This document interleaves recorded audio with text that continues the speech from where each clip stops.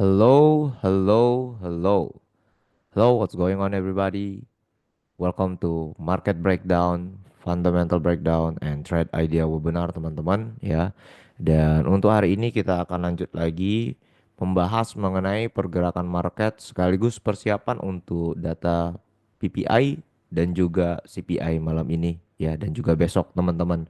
Jadi di hari esok itu ya ada data CPI teman-teman ya Amerika dan juga ECB interest rate decision. Ditambah lagi di hari ini ada PPI dan eh,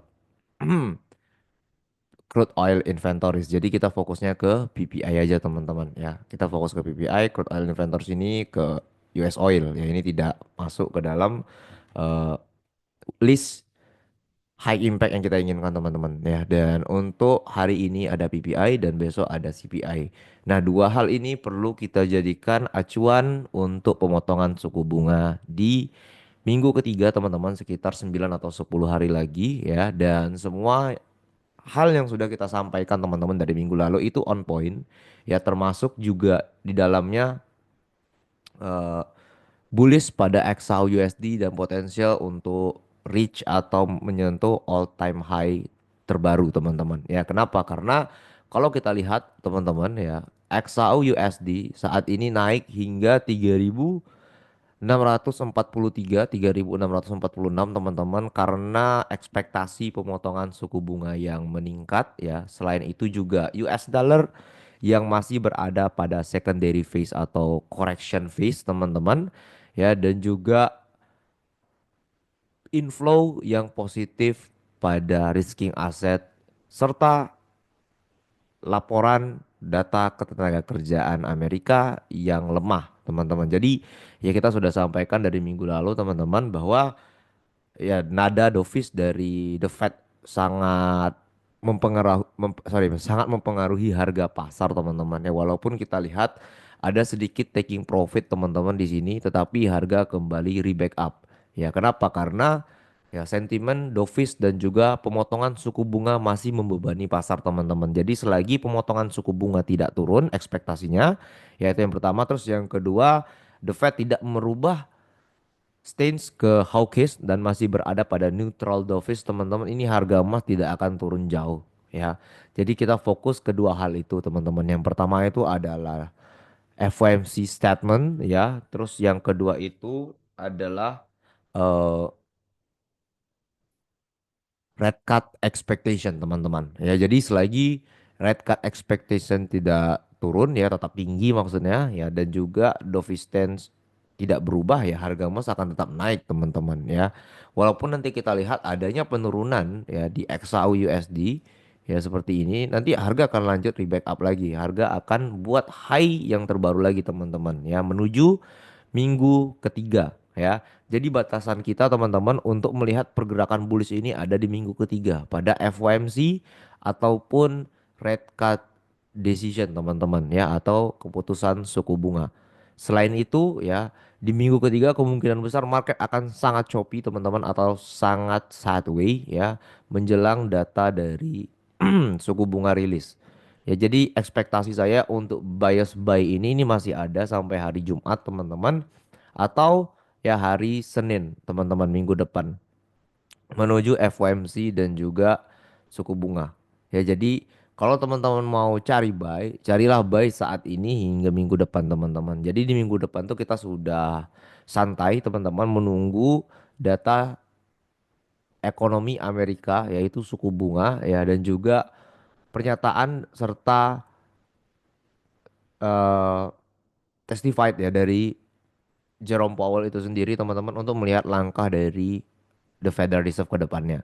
Jika ya di minggu ketiga kita lihat suku bunga dipotong sesuai dengan ekspektasi ya, harga mungkin akan naik sebentar teman-teman lalu turun lagi ya, tetap seperti biasa. Kenapa? Karena ini buy the rumor sell the news play ya. Terus yang kedua, FOMC yang awalnya dovish berubah menjadi hawkish teman-teman dengan pendekatan yang lebih hati-hati, soft landing naratif, dan juga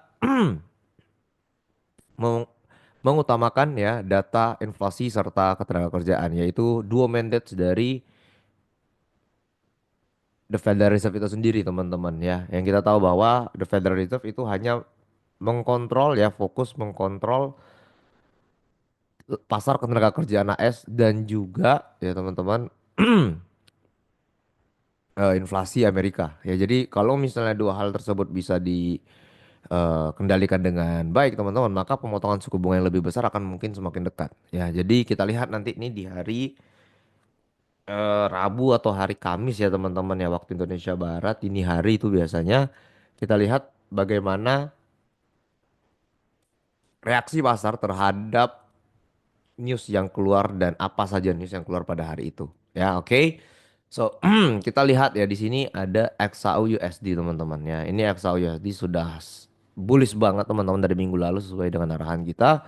Ya, harga turun taking profit ya hold the intraday 3.520 ya mengalami akumulasi breakout ya akumulasi breakout lagi ya jadi ini kita sebut sebagai solid bullish pattern di mana ya area swing high terbentuk teman-teman dan swing low belum ditembus teman-teman seperti itu ya kenapa ini tidak menjadi swing low karena ini adalah area akumulasi teman-teman atau accumulation phase ya yang dimana accumulation phase ini tidak bagus ya teman-teman untuk dijadikan area sebagai area key level yang kuat teman-teman ini biasanya di sweep bawah dulu seperti ini kalau harga turun ya nanti dia naik lagi close di atas baru harga naik ke atas ya biasanya one reaction itu ada di 35 30 kayak gini teman-teman ya kenapa karena ini adalah key level intraday teman-teman dari minggu kemarin yang berkali-kali di retest tetapi gagal di break ya karena apa? Karena ya fundamentalnya masih kuat untuk bullish teman-teman. Ya jadi kalau teman-teman trading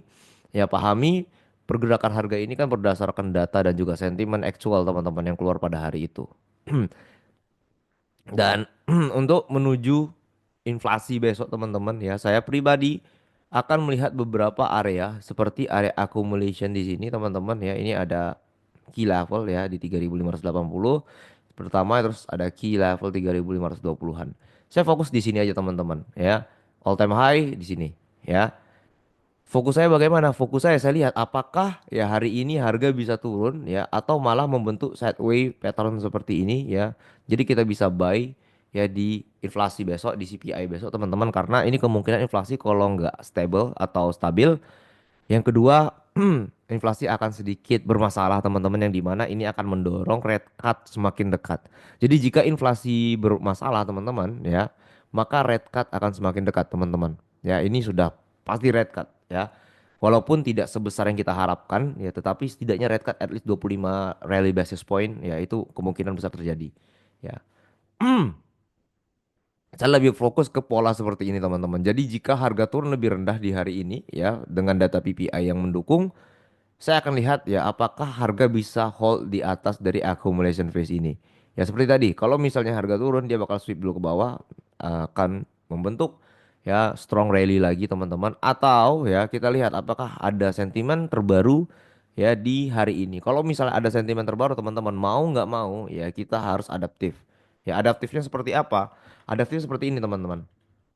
Kita punya tiga area untuk buy position yang bagus ya teman-teman ya. Jadi jika hari ini ya kita mendapatkan sentimen yang bagus untuk US dollar ya di mana eh, data PPI ya data PPI hari ini itu dirilis baik teman-teman yang ini ya data PPI hari ini dirilis baik ya.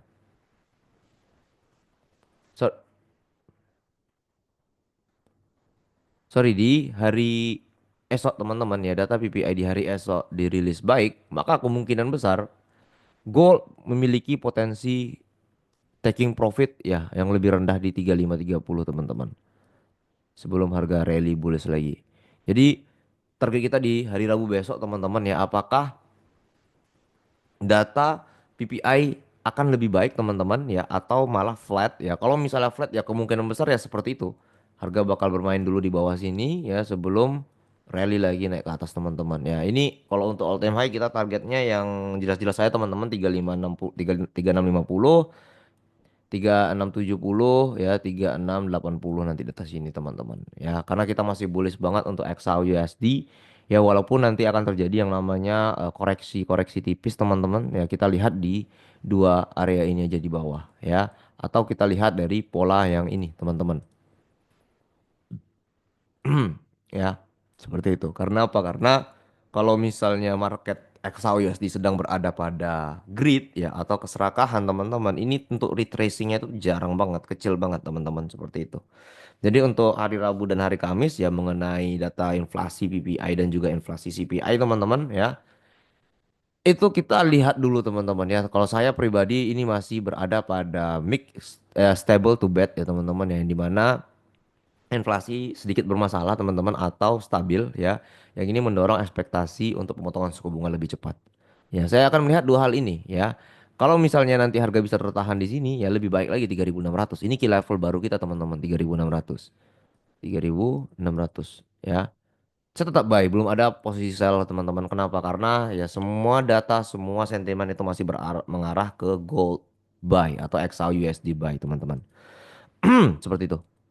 Ya, cukup jelas ya teman-teman ya kenapa harga naik, kenapa harga turun ya.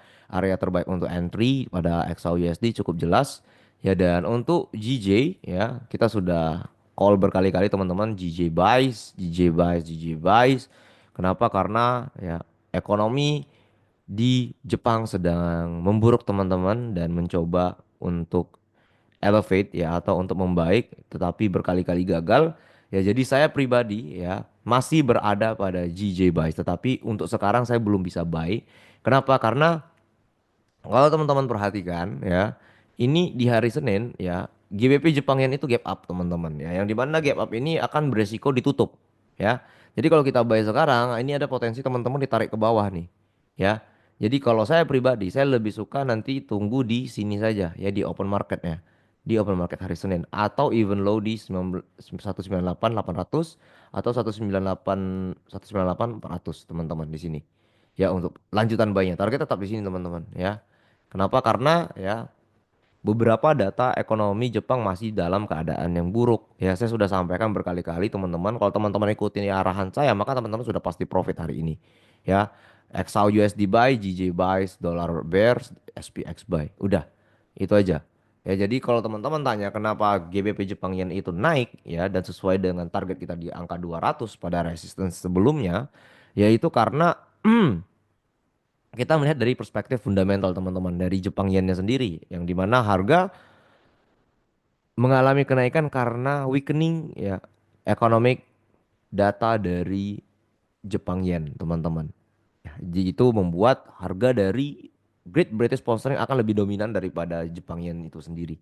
Selain itu kita kalau lihat Jepang Yen futures teman-teman itu juga masih berada pada fase yang penurunan teman-teman ya fase penurunan nih ya. Ini kan masih solid turun nih teman-teman ya. Swing high, swing high, swing high, dan swing high. Ya di mana swing high-nya ini membentuk pattern bearish yang solid teman-teman. Jadi ini belum ada alasan untuk GBP Jepang Yen naik. Sorry turun teman-teman. Saya masih berada pada fase yang sangat bullish untuk GJ sendiri. Ya dengan beberapa level retrace ya ke area key level ya di sini. Terus di sini teman-teman ya dan juga di low di sini ya. Nah, ini adalah area key level buy untuk JJ jika harga mengalami penurunan teman-teman ya. Ini sweep. Biasanya kalau JJ itu dia akan membentuk multiple rejection ya. Di sini juga multiple rejection. Terus ini juga ada multiple rejection di lower time frame baru harga naik. Seperti itu ya.